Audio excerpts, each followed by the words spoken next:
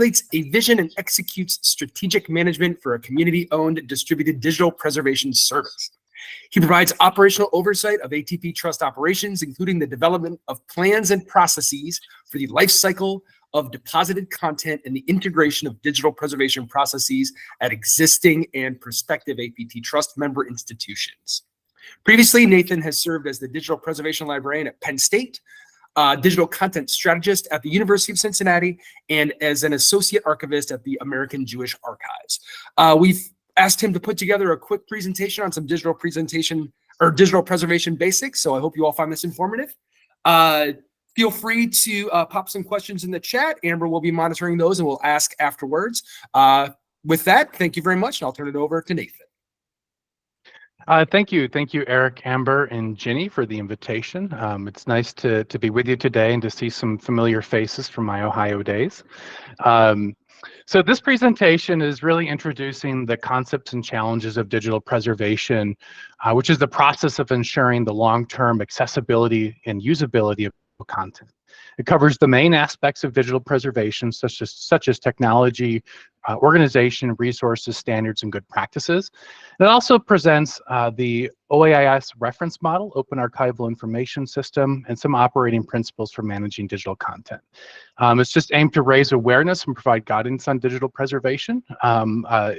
If you already have a good understanding, I apologize if I'll repeat anything you know. I do want to start off with this video, and I do warn, it is a bit dated at this point, but it still gives, I think, a pretty good comprehensive introduction to digital preservation through the lens of an academic library. And I think I have this all set up so that the noise or sound will come through. Let me know if that's not the case. From the Library of Congress in Washington, D.C.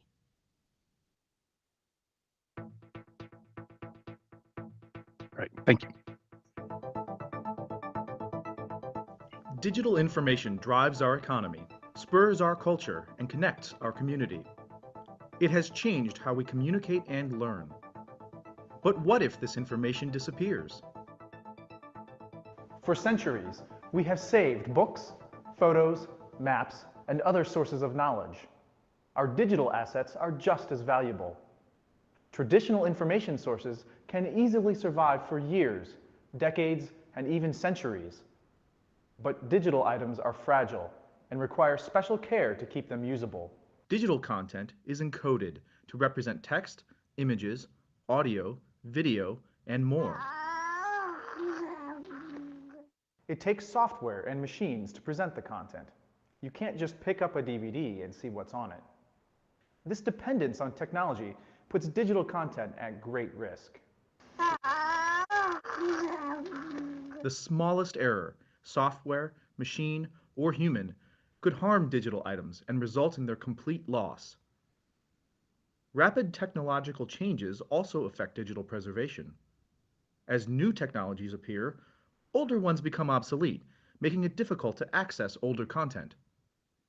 What if you try to access an important digital document and you can't? Is it gone forever? What if your computer drive fails and you lose your valuable photographs?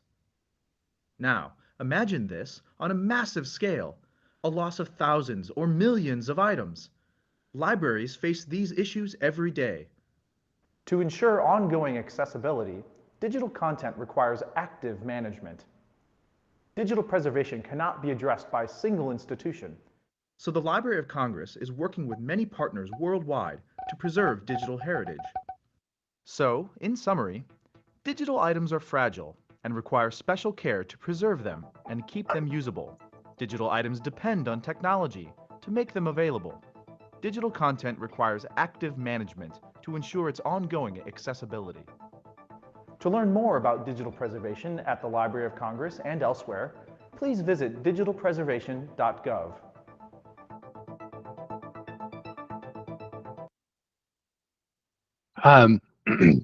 So that video just sort of is a general broad introduction, and we'll sort of take you through some high level information, and then we're going to drill down into some of the specifics on digital preservation. I'm going to try not to get too into the weeds, so hopefully your eyes won't glaze over or you won't fall asleep.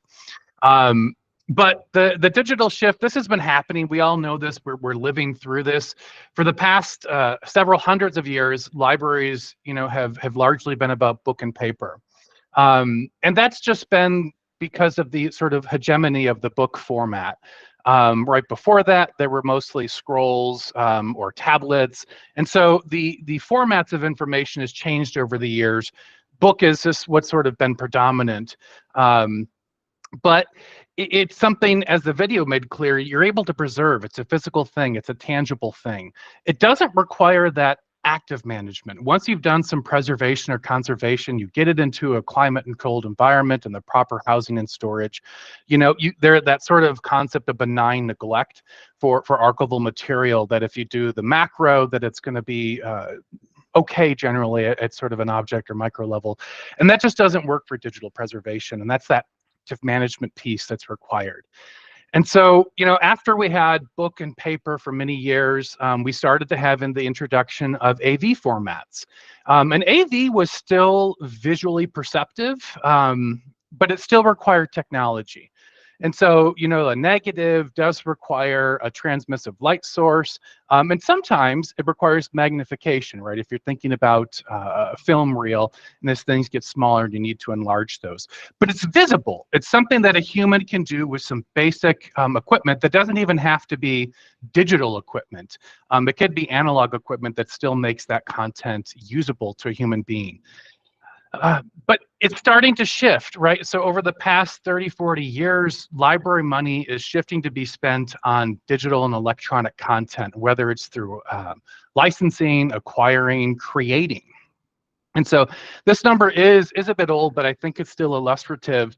In 2016, 73% of the Penn State collection budget went towards digital materials. And it's probably larger than that now. And this is just acquisitions cost. This is not including the digitization costs to create and manage that house in kind, or the labor that goes into managing that digital material. And so we have these digital technologies that are defining sort of our life and how we go about our lives. We all know when the internet goes down or something, it can be, your normal habits have to change. And so digital materials, right, have become a core commodity for industry, commerce, government. We definitely saw ebooks already quite popular, but during the pandemic, they became essential for a lot of students and researchers who couldn't access physical materials. So there's this digital content is now fundamental for research, law, medicine, and for society. Creative industries, cultural heritage, and the media depend on reliable access to digital materials. And families and friends are also using digital materials and social networks and sharing pictures, and they have this whole digital life online that often we don't have a physical manifestation, right? We have photos on our phone. We don't print them all off. We probably wouldn't, because if you're like me, you probably have 1,000 photos of the same thing and never went back through and deleted the rest. And so we'll get a little more into sort of selection later on. But digital materials and the opportunities they create by enabling and facilitating innovation, knowledge creation, they're fragile, right? They need to use digital technology to be interpreted. And so you started to hear that in that introductory video, where you no longer have a film and a magnifying glass and a light source, and you can see what's on that film. You're required to use technology in some sort to be able to understand what this material is. And the longevity and utility, right, that sort of second life of digital material that can spur economic innovation is threatened when the content itself or the context surrounding it is lost. We're no longer able to use those to sort of drive change or action or new information. And so the greater the importance of digital materials, the greater the need for their preservation. So digital preservation helps to protect that investment, whether it's sort of in terms of acquisition dollars or labor that went into creating or curating that material. It captures the potential of reuse. And it's hard to predict reuse and secondary uses. We're never quite sure when something is going to have a new life that it wasn't originally intended for. And digital preservation also transmits opportunity these to future generations and our own. And some view digital preservation as the act of communicating over time. And so we need to be able to communicate meaningful information, not just mysterious things that show up. You know, the old archival adage about, oh, it showed up over the transom overnight, right? That's not what we want to do here. We want to have things that can be understood. And contrary to popular belief, we do not live in the Matrix or some giant AI simulation, as some big rich people like to say. And you know, this unifying characteristic of digital material is their machine dependency. The fact, right, that again, you can't just pick up a hard drive and understand what's on it. This information can only be accessed and functioned through technological devices.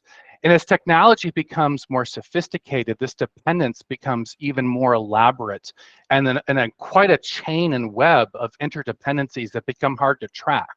And so if you think, you know, the video we just watched, for example, that has codecs, which has to do with how the video is encoded in a digital format.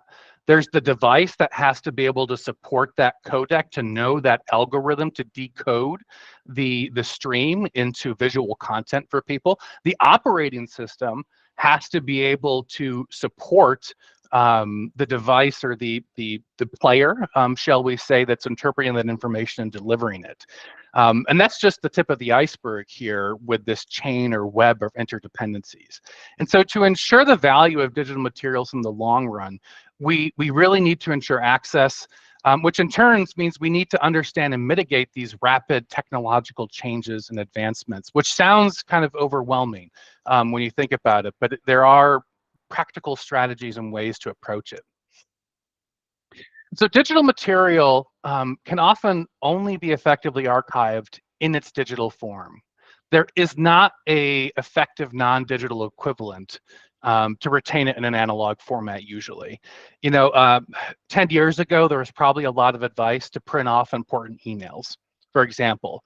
But that actually loses a substantial amount of information, because typically when we think of an email, you know, you think of a header as, you know, who it's sent to, who it's sent from, when it was sent, and what is the subject. But there's actually a whole lot more information under the hood, so to speak, in that header that is interpreted by our email clients and computers, and we don't ever see it. But there's a ton of information that is providential. I'm sorry, I don't know how to swing my archival terms anymore. But that has, you know, sort of almost like a little chain of custody as that message passed through the interwebs. And there's a lot of information in there that you might not have in a printed copy of that email. And so that basically applies to a lot of different scenarios where you really need to have a digital preservation strategy for digital content. There really aren't many viable options anymore to sort of convert things to analog. It's not to say there are none, but I don't want to complicate matters and sort of go into them, because it's very edge, sort of an innovative formats coming out right now, dealing with sort of microscopic information and DNA storage. So something that not a lot of people are aware of is that as a species, humans, the amount of data we're producing is outpacing the amount of storage we have. And our bandwidth for all this data to move around is also not able to support the trajectory of growth that we're on, right? Internet of Things, cars, everything has an internet connection, your fridge, your toaster, your microwave. That all takes up bandwidth that makes bandwidth unavailable for other things. And so the question is less of what can be preserved, so much as what should not be lost. Right, selection, appraisal, and disposal are significant components of any digital management activity. Just because it's digital does not mean we should keep it indefinitely or that it's cheap to do so. You often hear that, oh, storage is cheap. Digital preservation is not cheap. You know, storage might be, backup maybe, but digital preservation is not. And if you think about this through sort of an archival lens, right, what happens if you save everything? It's that old recall versus precision argument where suddenly your search results give you hundreds or thousands, but they're very less relevant. And so you're not able to find what you're actually looking for. And so archivists know we really need to be picky and choosy on the materials that are being saved. And we need to apply that in the digital realm too. We are only creating future headaches when we don't go through and appraise and select the materials that are entrusted to us. And so users of digital material are likely to be using technology that isn't fully developed in ways that we can fully anticipate. Right, that's that sort of the reuse tail of digital material is even more, has more opportunity than analog materials because of how computational analysis and manipulation of data can sort of lead to new things, right? You can start to apply big data approaches to it. Question in here? Oh, no, sorry, I was distracted by the chat. So, meaningful answers to the question of how can we preserve digital materials that will rapidly can shift to what can we do to ensure these digital materials will be used? Because there should always sort of be an eye towards what is the eventual access strategy. And we'll talk a bit more about how you need to incorporate that into digital preservation planning. But we really need to know how users might use that material. You can't be exhaustive because, again, you can't predict all the ways, but you need to somewhat be prepared to know how people want to consume information. Their collections is, think about it like collections as data. The movement where we're starting to actually put machine data, computational data of some sort derived from our archival collections. It's kind of like that, right? Because of collections as data, converting analog to digital enables new things, right? You can take these old logbooks and start to apply regression analysis and find things.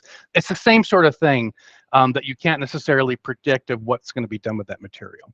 And all of this indicates a requirement that wherever possible, the long-term viabilities of digital materials should be defined early and not late. You want to get ahead of it. Preservation actions are needed at the start of the life of the digital object, not at the end. So typically, right, archives, records have an active life. They're used in the course of business or creation of some sort, and then they're sort of shifted to an archives at the end. And ideally, digital preservation is not quite so just at the end, but it's involved throughout that life cycle of information. And that's going to mean there's different people have to be involved and have to know how to properly handle that information so that you don't risk losing anything because someone saved as a different format, not knowing everything that would be lost because that new format maybe is easier for access through your catalog. But you may have lost information if you threw away the original and just created the access. And we're preservation people, so we might sort of think about that. But again, these actions are going to be taken across your organization. It might be someone working in acquisitions who's just trying to get access to a serial for a patron who isn't necessarily thinking about this long-term ability here. Let's see. I've got another video for you. I think you'll like it. It's kind of a cute one. But I want to put a preface on here that this is about backup and not digital preservation. Oftentimes, these things are conflated or intermingled, but they're really different. Backup is about disaster recovery and business continuity, the ability to get systems and critical data back up and live and useful. It has a short-term lens, and there's often predictions about what may or may not be there when you need to sort of restore back to your operations as they were before. Preservation has a much longer term lens, and it's about protecting the content over generations. And so that requires maintaining records about what it is, how it's used, the technology required to interpret and render that information, and the file formats, and you might need to convert those files over time. That's that active management piece that was in that first video. That's really part of the key difference here. Preservation is a much longer term view than backup, but you'll often hear, especially IT people, kind of conflate those erroneously. But here's a video.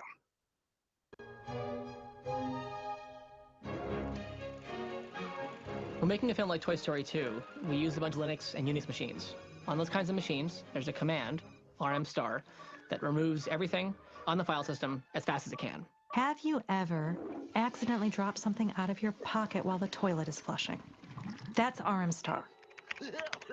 Somebody had run RMstar on the drive where all of the Toy Story 2 files were kept, and things just started to disappear.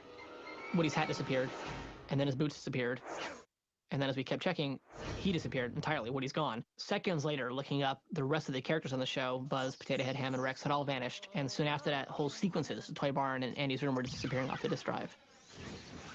Right in front of our eyes. If you had 20 or 30 people working for a solid year, you could recreate all of that work erased in probably about 20 seconds. So I grabbed the phone, transfer me to systems, ah! So they transferred me to the systems group. And I said, unplug the machine, just pull it out of the wall. Pull it out. But we can't pull it out of the wall because pull it out of the wall, pull it out. Plug the machine back in, take a look at it. Wow, a lot of the film's gone. Back most of it. Okay, we better tell Galen, technical director of the film. I remember thinking, wow, this is really bad, but no worries. We're going to get our backups, and we realized that the backups we had were actually bad. what do you mean backups have failed for the last month and we don't have any backups? At this point, Galen mentioned to me in a meeting that she thought she had a copy of the film at her house. So as a mother who wanted to see her children, I needed to have a computer at home. And so I would copy the entire film to my computer. We got the machine, wrapped it in blankets and pillows, and put seatbelts all across it in the back seat. Talk about a backseat driver. Slow down. Oh, easy, careful. He was rocking and, mumbling to himself and coaching me along. I back to Pixar, and 4 or 5 of us carried it in like you would an Egyptian pharaoh. Okay, boot it up. Machine turns on. Oh, look, there's the movie. Thanks to Eli, my newborn baby Eli, and my need to work from home, we had a backup of Toy Story 2.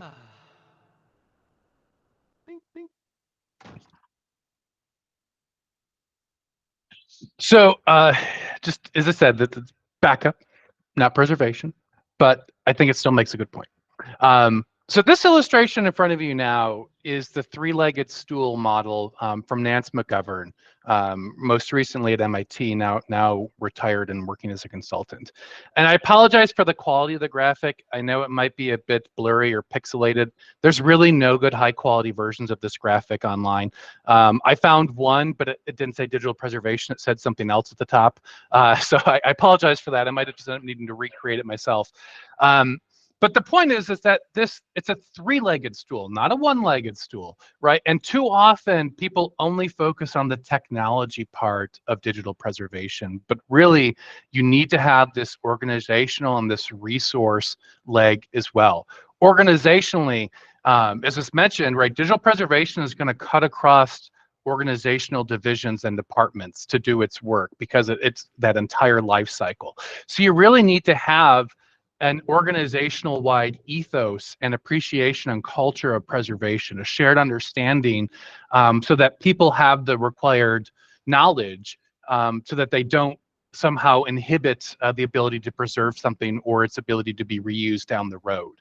And so if the only person in an organization who cares about digital preservation is the digital preservation person, it's going to be very hard for them to do their job without that sort of organizational buy-in or understanding of the need for it.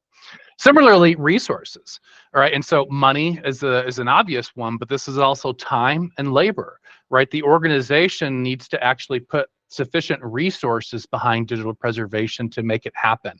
And so it's important to think about those other legs when you're considering an organizational approach to digital preservation. And up till now, it's been fairly high level. I'm going to start to go into some detail, first starting off with each leg of this three-legged stool and then moving into some other related concepts. I am keeping an eye on time, and so I might start to go a little bit faster here towards the end because it gets a little more dense. But bit level preservation is kind of the foundation for digital preservation. Every digital file is really, at a basic level, a series of ones and zeros, right? It's binary code, it's binary data. Oftentimes, you'll hear the term bit stream to refer to this. It's the actual stream, the sequence of ones and zeros for a file.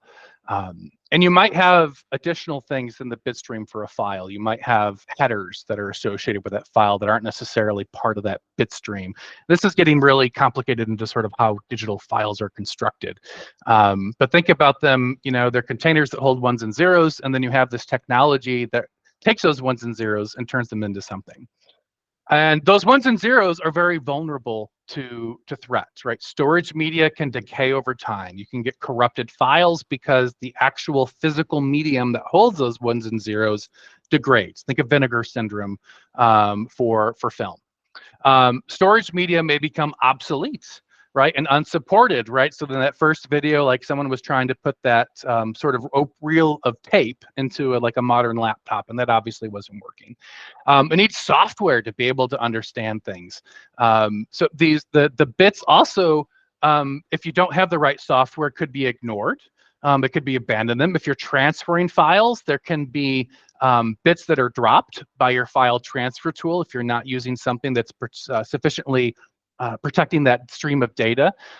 You could have, if you don't have proper system security, a bad actor who is looking at that transfer and data and maliciously changing it before it gets to its source if you don't have a properly secured system. Removable media might sit on a shelf. A thumb drive can get lost, very easily. Files on a network drive might be after someone leaves, right? They stay there, no one knows what they are. They're hung around for 10 years and someone IT eventually deletes them because no one's touched them and so on. But that potentially you could have a loss of important content there. And so you need to maintain the systematic process to make sure you're able to preserve those bits, those ones and zeros that are part of that file. And so you need to monitor your storage media. If you're not sort of in a cloud online server environment, if you're actually still having media on a shelf that you go and check and pull stuff off from, that media will need to be refreshed periodically, to give it to a new life, because the media will degrade over time. You have to make multiple versions and put them in multiple places using multiple technology. So you might have one copy stored on a hard drive, you might have one copy stored on a tape, you might have one copy stored in SharePoint, right? And so you have these different versions of them. So if one goes bad, you can get a better copy over here. And when you have all these copies, we also use the concept of checksum. So a checksum, fixity is another term, or a digest. It's basically you put a file through an algorithm and you get out a value. And a checksum is always going to be the same if the content hasn't changed. You can't go back from the checksum to the content. But even if you change one of those ones or zeros, the checksum changes. And so it's a way we can see if there have been changes in the file. And so you need to be using checksums to make sure your copy A hasn't been damaged somehow and needs to be corrected by copy B. And you also need to put these copies in different risk zones, right? And so if you put all three of your copies in the same data center and a tornado hits that data center, everything is gone. So you sort of need to manage where your copies live and what are the natural disaster threats in those areas to try to mitigate the risk. And as I said, the content meaning, so all those ones and zeros need to be translated into something meaningful for humans to understand and interpret. And so this is starting to get a little more into somewhat on the software side. How are those ones and zeros interpreted? Encoding practices change. So who's ever remembers real media? In the early days of the web, real media was a very popular format. Flash is probably a more relevant example. Flash has really sort of died a very slow and painful death, but it ruled the web, in the early aughts. There was a lot of content because it was easy for people to use, but then better alternatives came around, more secure alternatives. There were a lot of security issues with Flash. And so then browsers stopped supporting Flash, right? And so this is the ability to understand the content. So if you think about different versions of software, right? If you try to, if you have a Photoshop file from like the second version of Photoshop and you try to open it in the current version of Photoshop, it's not going to work, right? And so you have this sort of sequence of software aspects you have to deal with, and you might need to convert it to an open format. For example, a TIFF image is a more open format than is some of the native formats like your phone takes. iPhones, HEIC photos, that technically is an open file format, but it has less popular uptake, right? It even like getting it off, like there usually involves a conversion to something so other people can use it. And so those codecs, those encoding algorithms and methods change over time. And you might need to reformat your file into a different format. And how you do that might change. If you only care about the information of the file, for example, you don't care about the formatting, if this particular word is bolded or that, right? You say it doesn't matter. You can use a very simple plain text file and preserve that information. But if it is important, the look, the feel, the layout, if we're talking about some sort of graphic document, you might need to convert that to something that does respect and protect that, the layout, the look and feel. And so there's a whole lot of in between here. I'm simplifying to some degree. But content meaning is really about, do we have the appropriate software and technology to understand what this file is and to keep it usable for future researchers? Authenticity and security. So digital materials can remain fluid for a long time, right? You know, has this been edited? Even just sort of like if you put a Word file in an institutional repository, it's like, oh, well, if someone pulls that down, they can just change it, and then it looks like it came straight from that repository. Checksums are helpful there. But you have to sort of take that into account. And so sort of the chain of custody needs to be documented. You know, when did this digital file arrive at the institution? And we have the analog parallels to this. You know, as accessions come in, we sort of track that custodial history. But it also comes through here in digital content. It's not just when it arrives at the institution, it's everything that's happened to it since it's been there. And so you sort of have a chain of history of events. I'll talk a little bit about it later, but there's a metadata standard called premise, and you hear people talk about premise events. And this is basically a history of what happened to that file while it was in custody by the organization. Security, right? We might be preserving potentially sensitive content. It could be, you know, social security numbers that we can't redact for a particular reason. And so we have to have appropriate security around these systems to make sure that that content isn't unintentionally accessed or used by people who shouldn't have it. Context. So right, archivally, we know context is really important to understanding records. And it's the same thing for digital. With that same archival meaning, but this is also context in when I talked about email headers and all of that additional information, that's context as well. So context is sort of the metadata you might have about how something was created. So for example, which version of Adobe Illustrator created this .ai file, because you'll need to know that because that changes, right? And you know, 2 or 3 versions of Illustrator later aren't going to be able to open that file. So you need to know which version of Adobe created that file, for example. Or maybe it's special software that was created for research. And so you need to have put extra documentation in so someone can reproduce that. That's context. Early intervention, we kind of talked a little bit about this, but because of that fluid nature and the editability of digital materials, that's why digital preservation needs to be considered across the life cycle, and whoever touches that content in the organization needs to have some basic digital preservation knowledge. This can also have another meaning, a little more closer to archival reasons, but if people use very bleeding edge or niche software, and everything they do uses that software, that can end up being very difficult to preserve. And if there had been perhaps a conversation early on, and the creator could have used a different program that is equally suitable, that did result in more preservation ready or preservable content, that could be an important intervention sort of archivally to those content creators. And so sometimes digital archivists, right, they talk to like the student newspaper office and so forth about how they're managing and protecting files so that they can be preserved.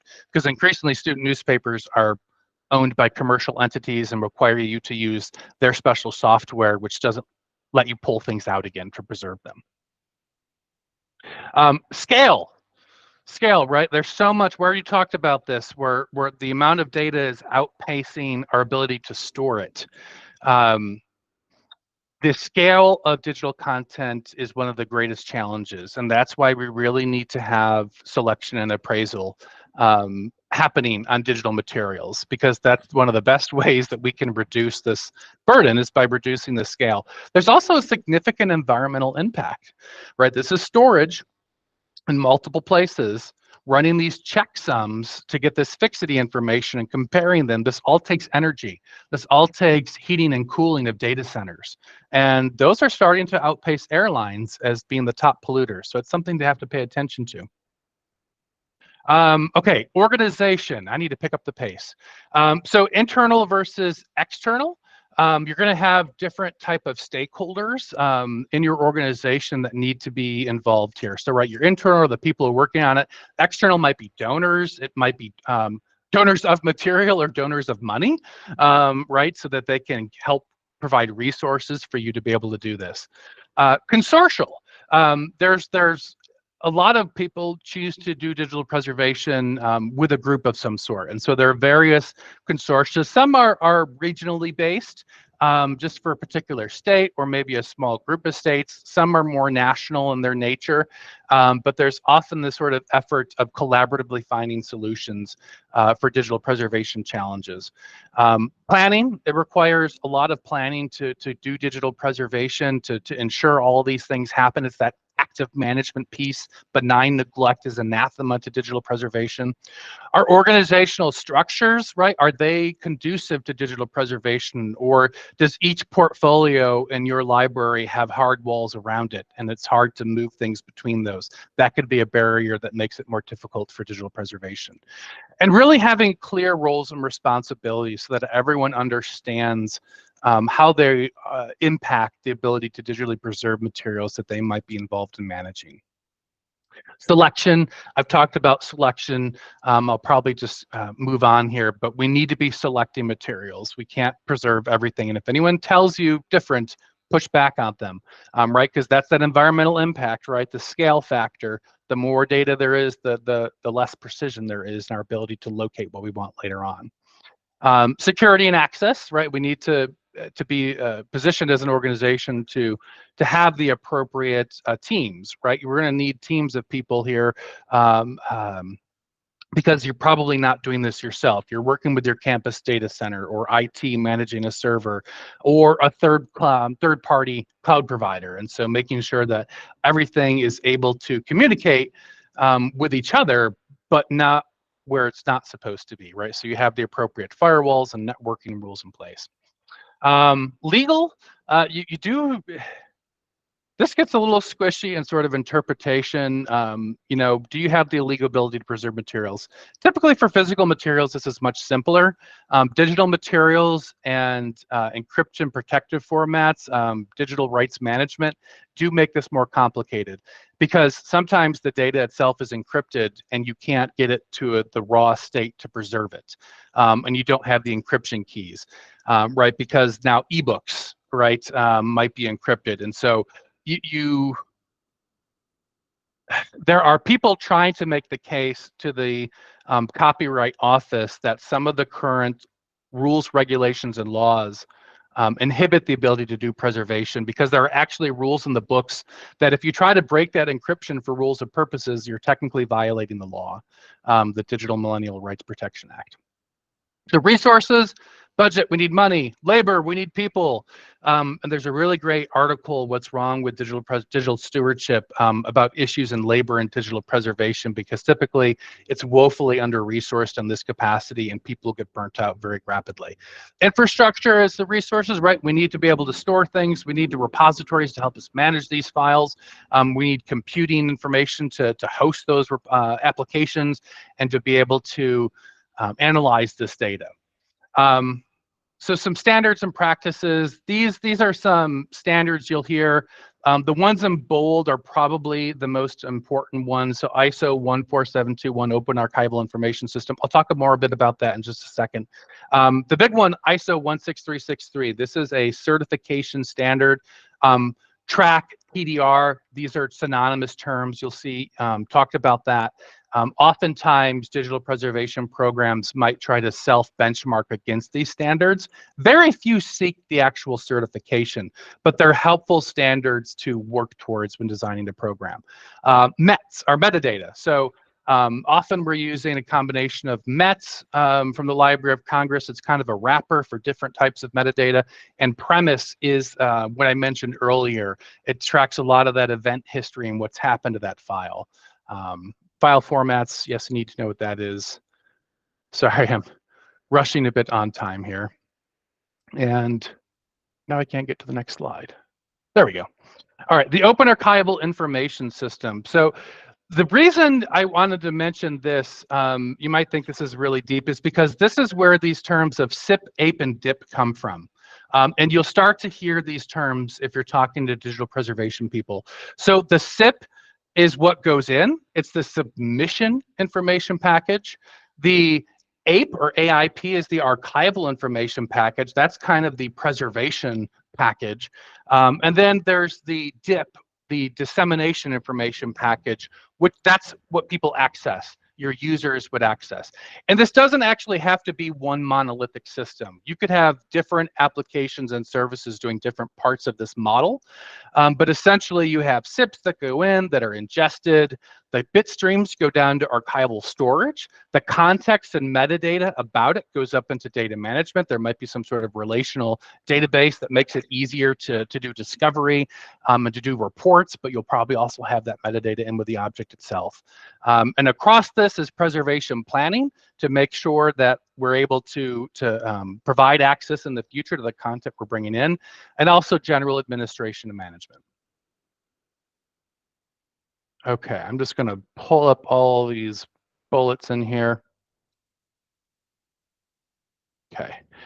So these are just some general operating principles for thinking about a digital preservation program that you might be building up. You really do need to define what you're preserving, right? There's a lot of digital materials, and so how are you limiting what you're accepting into your repository? And so you might have rules like, if this content is already preserved elsewhere, I'm not going to preserve it. So if it's already at APTrust, for example, and there isn't marginalia that makes it a unique copy that someone would need to study for scholarly purposes, maybe you don't need to preserve it yourself. You might think about just the collections material. Maybe there are certain types of collections that you aren't going to put into your digital preservation program, such as licensed e-journals. Maybe those are out of scope for your program. Requirements, so oftentimes repositories will have specific file formats, like we will preserve documents in PDF and docx only, and then anyone else will have to convert files to those formats. So what types of formats do you want to support? Some institutions pick formats and that's all they're able to do, and so it's a resource sort of capacity decision to say, this is all we're able to do. Everything we preserve needs to be in these formats, because it simplifies things. So if you don't have the entire realm of possible formats and file types and packages out there. Your best option for storing content might be different on your institution. Maybe you have access to IT, maybe you have access to tape systems or hard drive systems. This is going to really be dependent. You might need to have a multi-strategy using cloud storage or working with a vendor. And I see I am now at 11:45, so I'm just going to skip the rest of this slide and bring you to questions. And I think I can share this presentation with you here in the chat. Let me know if you can't get that.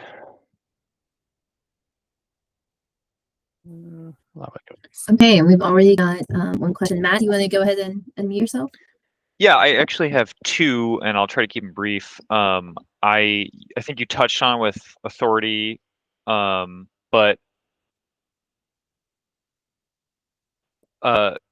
with digital preservation, is there a push to really think about cybersecurity? I was in an interesting webinar with computer scientists from, I think, University of Colorado, and he, with deepfakes and stuff, there's a real need to be able to point back to stuff on archival sources and say, hey, this is actually the record of authority.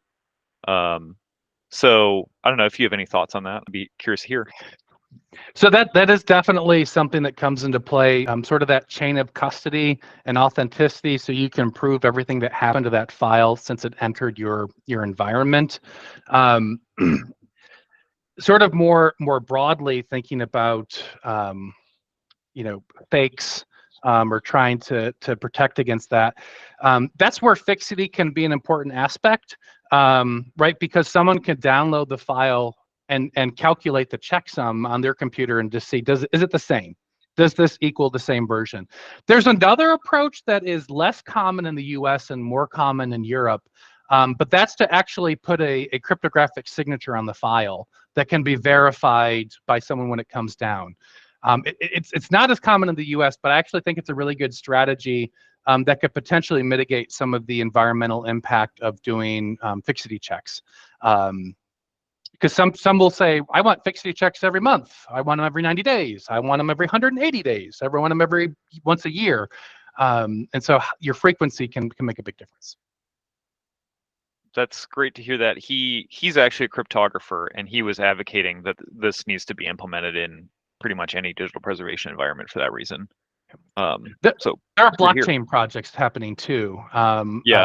Mostly, again, I think in Europe, although the state of Vermont has actually done quite a bit of research about blockchain and real estate records and sort of land deeds. And so, but they've decided that the technology is not prevalent enough that it's too risky to use it. But there's a lot of talk about blockchain and the ability for digital preservation. And there are ways to mitigate the environmental impact of blockchain. Not everything is Bitcoin and has this huge impact. There are other ways to tackle that. But sorry, I keep going on. Oh, no, it's great here. My other question quickly was, given the environmental impact and the something as a digitization specialist, I think the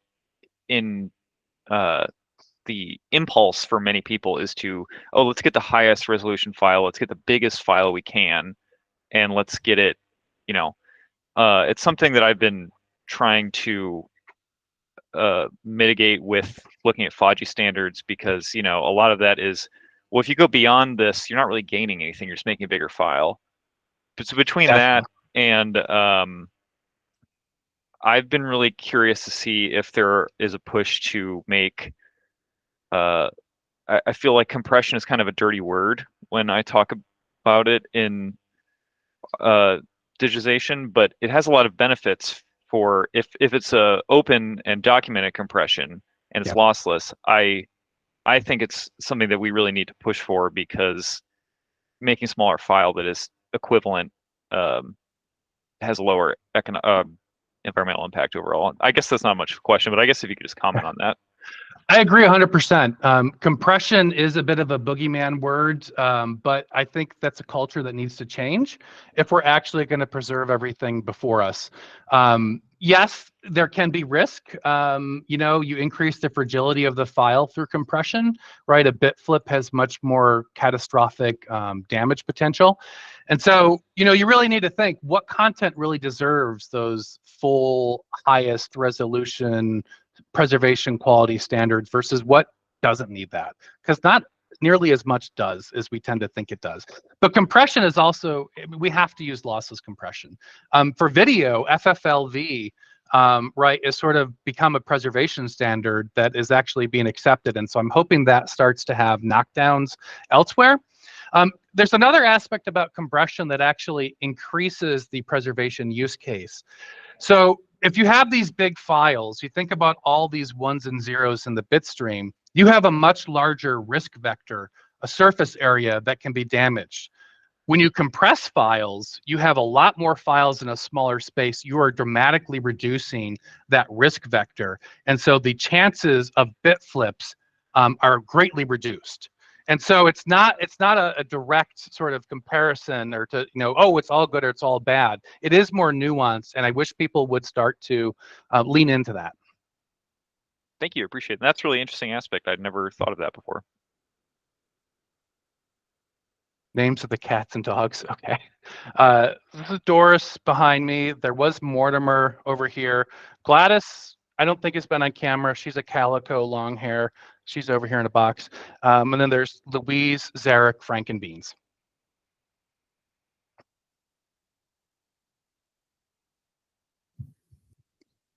Do we have any more questions or comments? I don't know if you had a chance to see Ginny's comment in there where she's talking about having a horror story. And this is kind of what I was thinking about in relationship to what you were just talking about with Matt is we have so much sitting in the archive that is not worth keeping. And I'm in this process of like trying to do some selection and curation before I start thinking about digital preservation. And the powers that be are just kind of like, just keep everything. And so I'm trying to figure out how to finesse that conversation of like, no, that's not sustainable. I'm a one person, there's environmental factors. We have to do this differently. Thoughts there? Yeah. Yeah, I'm gonna, if I can get my browsers to open up and where I need them to, I will pull up an article that's kind of a foundational article on environmental impact and digital preservation. And it basically challenges you, and they actually have a whole like workshop kit that comes with it. It's really helpful. I ran it at Penn State, and it forces you to think about these things like, what is acceptable loss? Right? Entropy is real. We will not be able to save everything for always. And so we need to start to come to terms with what is an acceptable amount of loss, because it will happen no matter what we try to do to protect it. Also, right, what needs to be kept? Like maybe you can use JP2s instead of TIFF, or maybe some people are choosing to use JPEG for digitization, because of the smaller file size. And they might be choosing it because they have limited storage options. But it does have that environmental side benefit. So let me quickly Google that article. Keith Pendergrass.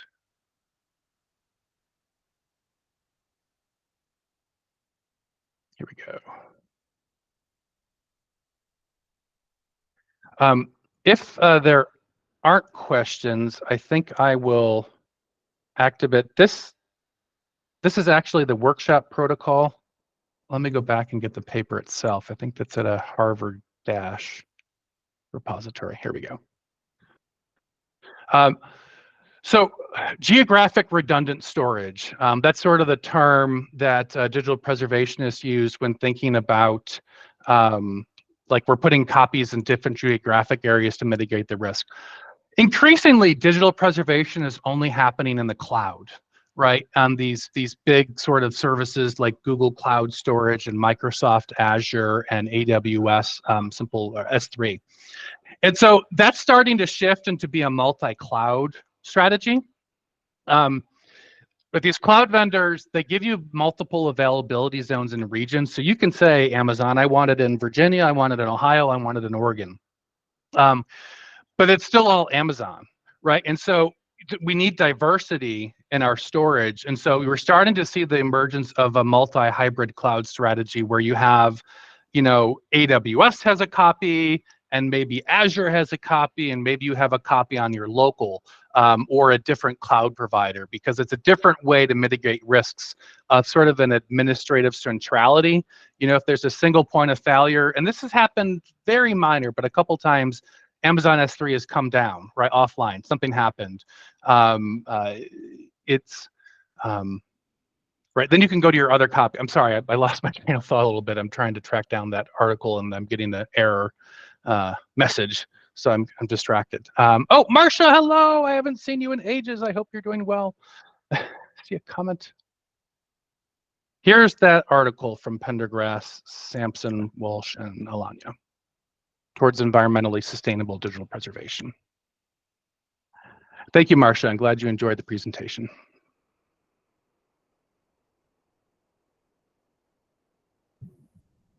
Thank you for sending that over. Those will be good to look at.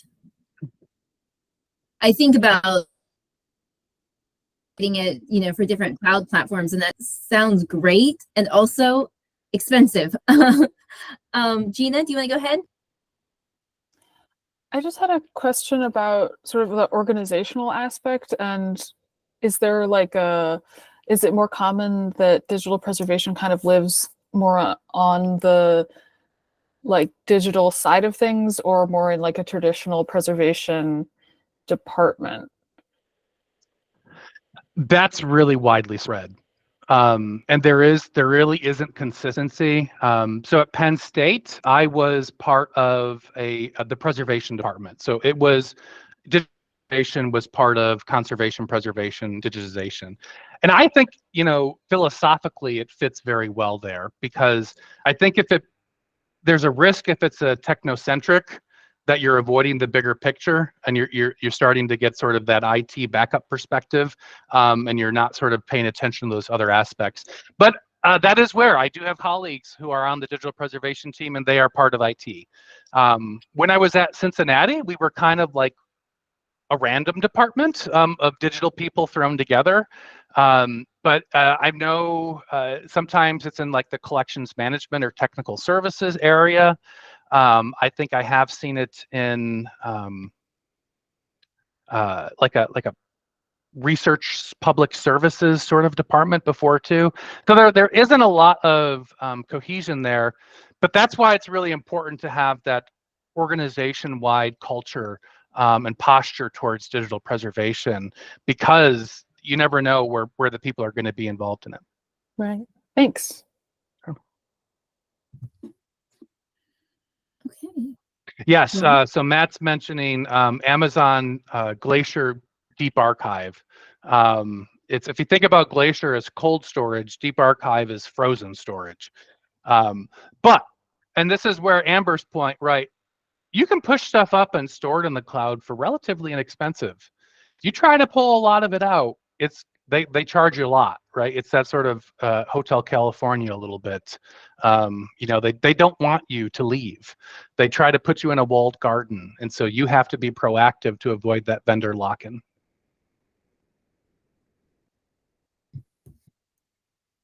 Yeah. Okay, any last thoughts? We've got a minute left. This was really great. It was great to have a here. Of course, I'm pushing for it. It's something that's a little more present for me in my work than the physical presentation. I hope everyone else did too. Anything else before we say goodbye? Vendor lock-in. Have a great afternoon, everybody. Take care. Take care, everyone. Thank you. Thanks, Nathan. Thanks, Nathan.